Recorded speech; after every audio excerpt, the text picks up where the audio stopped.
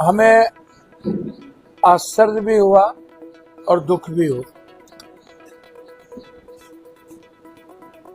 निशांत जी की बात से साफ झलक गई जो बात हम हमेशा कहते रहे हैं कि बीजेपी के लोगों ने नीतीश जी के गलत स्वास्थ्य का हवाला देकर नीतीश जी की जो भी मजबूरी रही होगी, जिन कारणों से नीतीश जी ने इस्तीफा दिया, लेकिन निशांत ने स्पष्ट रूप से कहा कि मेरे साथ धोखा हुआ।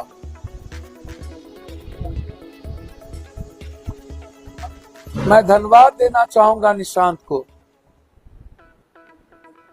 उन्होंने अपने पापा की संस्कृति और उनके सम्मान को और भी आगे बढ़ाया है।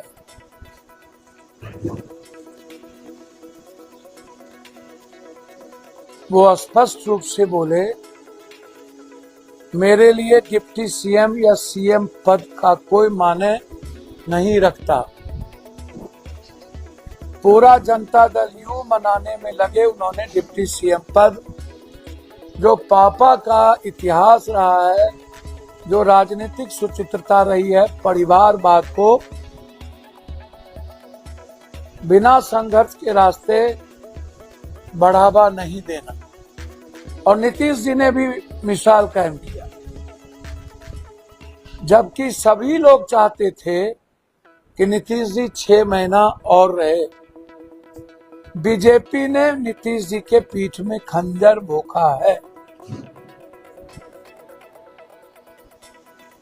जनता दल यू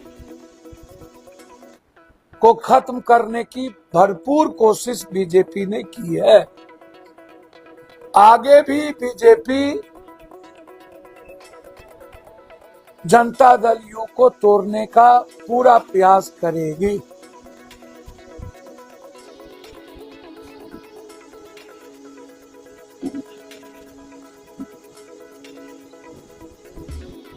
परिवारवाद से दूर और निशांत जी का इतना परिपक्व निर्णय, पूरा बिहार चाहता था कि निशांत सीएम बने, निशांत डिप्टी सीएम का कम से कम पद ले। और उन्होंने इस बात को लेके नहीं लिया कि क्या मैं अपने पापा के कुर्बानी पर वो पोस्ट लूं,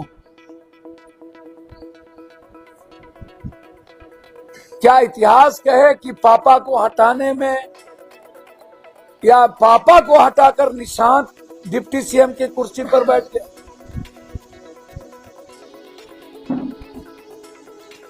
निशांत जी ने अपने कद को बढ़ा लिया है और मुझे उम्मीद है कि आने वाले भविष्य में निशांत मुख्यमंत्री भी होंगे, डिप्टी सीएम भी होंगे और होना भी चाहिए। मैं अपेक्षा रखता हूं। आज भले ही नीतीश जी की परिवारवाद को लेकर के इस तरह का निर्णय लिया गया और निशांत ने जो धोखा दिया बीजेपी और उस इतिहास की कड़ी में वो नहीं जुड़ना चाहते थे कि मैं अपने पापा की कुर्बानी के नींव पर अपने पद की गरिमा को देखूं, तो इसके लिए उन्हें धन्यवाद। लेकिन बिहार की जो सेकुलर जनता है वो चाहता है कि बिहार के आम जनमानस में जिस तरीके से नीतीश जी ने काम किया है, बिना किसी धर्म मजहब जाति के, वह बरकरार रहे। इसी कड़ी में दूसरी चीज यह कहना, एक विजय सिन्हा जी के द्वारा कि हमने अपने कमांडर का आदेश का पालन किया, गठबंधन धर्म की मजबूरी थी। बीजेपी कार्यालय में एक पटाखा नहीं चली, कोई फूल माला नहीं हुआ। तो क्या यह माना जाए कि सम्राट बाबू नीतीश जी के मुख्यमंत्री हैं, बीजेपी के नहीं है? और इस बात को बीजेपी ने एक्सेप्ट कर लिया तो अच्छी बात है। सम्राट जी नीतीश जी के पद चिन्ह पर चल के काम करें तो अच्छा, बीजेपी के पद चिन्ह पर काम करेंगे तो और दिक्कत होगी। और ये साबित बीजेपी के लोगों ने, खुद विजय सिन्हा जी का बयान है पेपर, टीवी, सब पे, कि कमांडर के कहने पर और गठबंधन की मजबूरी के कारण मैंने नाम को बोला। और सब कह भी रहे हैं कि जब तक नीतीश जी तब तक इस्तीफा नहीं दिए जब तक सम्राट जी की घोषणा नहीं हुई। तो चलिए, नीतीश जी के मन अनुकूल सीएम हो गए, बीजेपी के मन अनुकूल सीएम नहीं हुए। और बीजेपी अब ये ना कहे कि हम आरएसएस या हमारा चाल चरित्र, तो बीजेपी का चाल चरित्र भी दिखता है।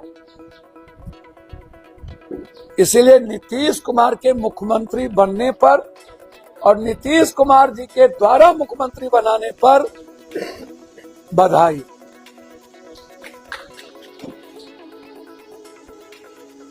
बहुत बधाई।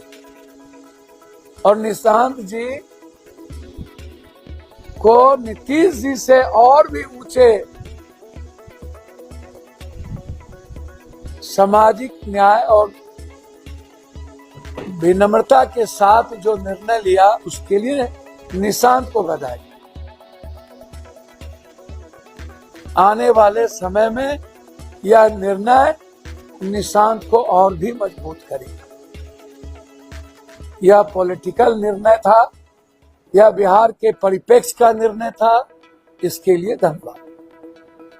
दूसरी तरफ 24 घंटे में 11 बलात्कार, बाप के सामने बलात्कार, नालंदा में रिवॉल्वर के नोक, बेटा में इंजीनियरिंग कॉलेज के साथ बलात्कार करके मार देना, फिर नीट्स की बच्ची की तरह गया में ओमसी में चचेरे भाई खुद और उसके दोस्त के द्वारा अपनी चचेरी बहन का बलात्कार, एक मासूम दलित बच्ची को मुजफ्फरपुर में एक मां की सहेली ने बच्ची को भेज दिया ड्रग्सी के हाथ, 3 लोगों के द्वारा बलात्कार को जिंदगी मौत के साथ डीएमसीएच में जूझ रहे हैं। मैं वहां जा रहा। इस तरह आधा दर्जन से ज्यादा बलात्कार के केसेस सामने में आए। क्या बच्ची अब सुरक्षित नहीं बचेगी? क्या बच्ची रहेगी ही नहीं? क्या बच्ची हवस का शिकार होता रहेगा?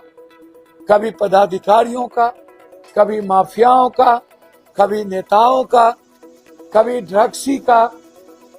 क्या किसी घर की महिलाएं इस बिहार में अब सुरक्षित नहीं होगी? डगरवा के मामले में कंप्रोमाइज के लिए दबाव डालना, पैसा के द्वारा कंप्रोमाइज की बात करना, क्या है?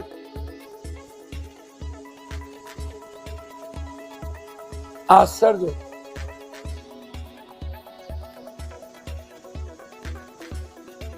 आश्चर्य।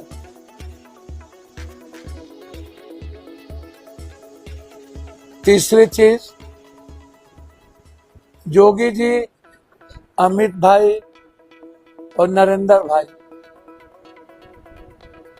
आप पागल हो चुके हैं बंगाल जीतने के लिए। आप तीनों सीमा क्रॉस कर दिए हैं, खत्म हो रहा। बंगाल और स्टेट नहीं है।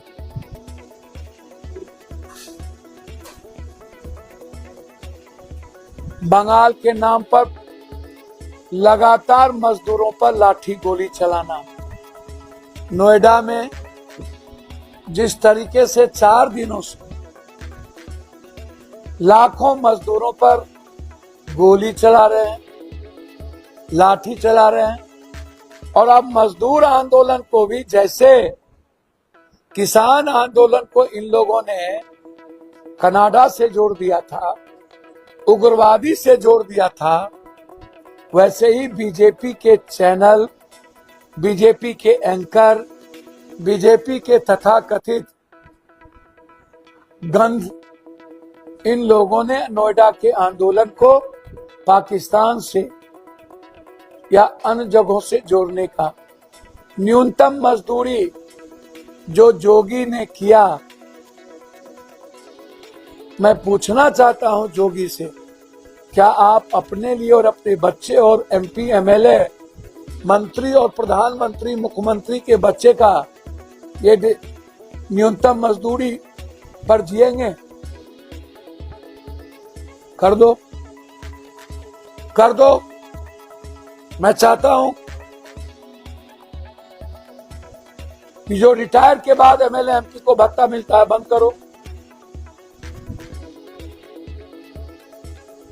बंद करो सारी सुविधा, बंद करो राज्यसभा और विधान परिषद, नहीं जरूरत है इसकी।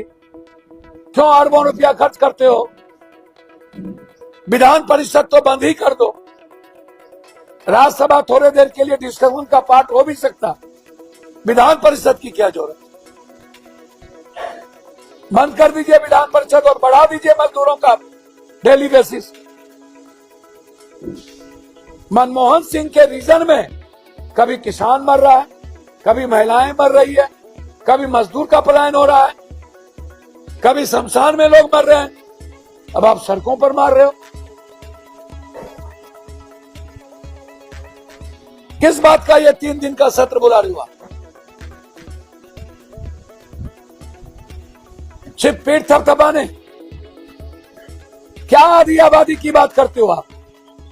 सारे आरोप एप्स्टीन से लेकर सब नेताओं पे लगता है, पॉर्न का नेता पे लगता है, सेक्सुअल हरासमेंट का नेता पे लगता है, बिस्तर पे नेता पे लगता है। 90% नेता पर सेक्सुअल हरासमेंट का आरोप है। वो महिला आबादी की बात कर रहे, सब पर जुल्म, किसान पे जुल्म, महिलाओं पे जुल्म, मजदूरों पे जुल्म। जो मजदूरों की का डिमांड है maximum guarantee, minimum guarantee and maximum वेतन भत्ता, और सफाई कर्मचारी का हर कीमत पर उन्हें अविलंब स्वीकार करना चाहिए। और हर लड़ाई को हिंदू मुसलमान पाकिस्तान कर करके इन फैक्ट्री वाले अदान सारे उद्योगपतियों को सपोर्ट करना ये सही नहीं है। जंग की जरूरत है, महाभारत से बड़ी तस्लीम की जरूरत है इस भारत में। इसलिए अविलंब नोएडा के मजदूरों पर लाठी गोली चलाना बंद करिए। उसके जो 5 डिमांड है आप उसको पूरा करिए। धन्यवाद। बोल तो भी है, उनके रास्ते पर सुने नहीं, और क्या बोलना है?